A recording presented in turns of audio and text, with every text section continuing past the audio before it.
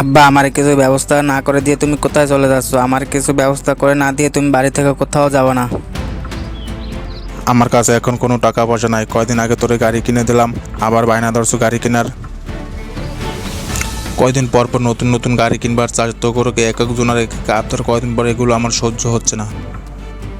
ভাইয়া না চাইতে ভাইয়াকে তুমি গাড়ি কিনে দিচ্ছ, আর আমি চাইতেছি তাও তুমি আমাকে কিনে দিচ্ছ না।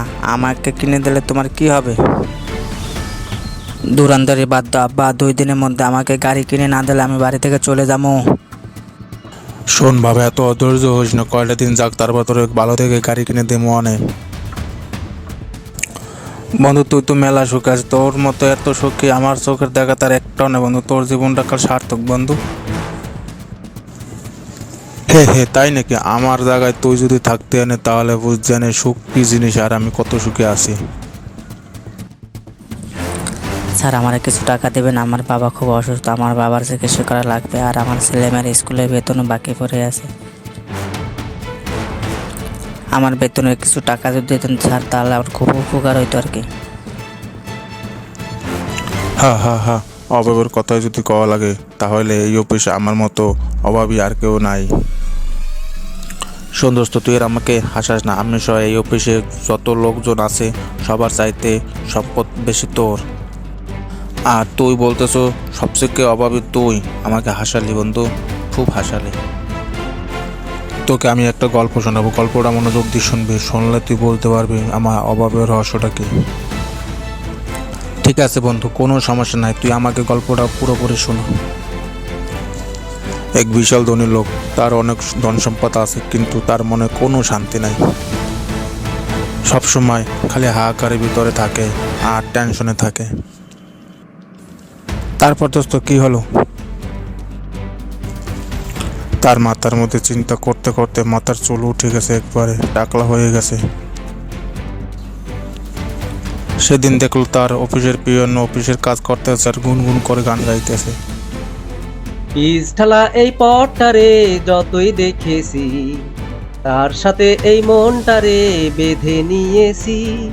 পিস ঢালা এই পথটারে যতই দেখেছি, তার সাথে এই মনটারে বেঁধে নিয়েছি।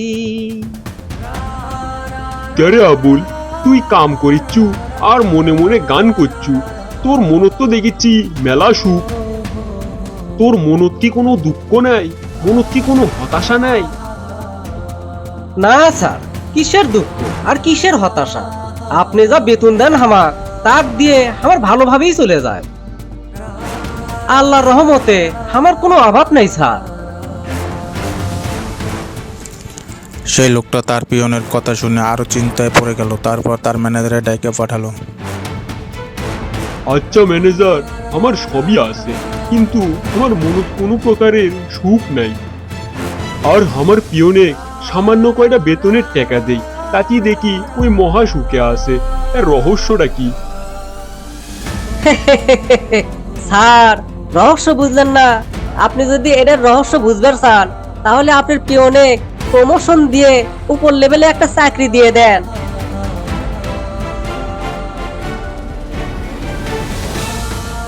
আর হাতত 5 লাখ টাকা দেবেন, তারপরে দেখেন কি হয়। তারপর কি হলো দোস্ত? পিয়ন কি সত্যিকারই বড় পোস্টে চাকরি পাবে? ব্যবসায়ী তাই করলো। এদিকে এত বড় একটা চাকরি, এতগুলো টাকা পাইয়ে তো তার পরিবারের সবাই খুশি হয়ে গেছে। যেহেতু পিয়ন থেকে বড় এক অফিসার, সেটা কি আর ভাবা যায়? তাই তো 3-4 বাড়ি থাকবার পারবে না, তার একটা ফ্ল্যাট বাড়ি চাই। তারপর দেখলো তার পাশের ফ্ল্যাটে ভাড়াটিয়ারা দামি দামি স্কুলে তার ছেলে মেয়েকে পড়াচ্ছে। তারপর আস্তে আস্তে অহংকারে ডুবে যাওয়ার পর যা হয়।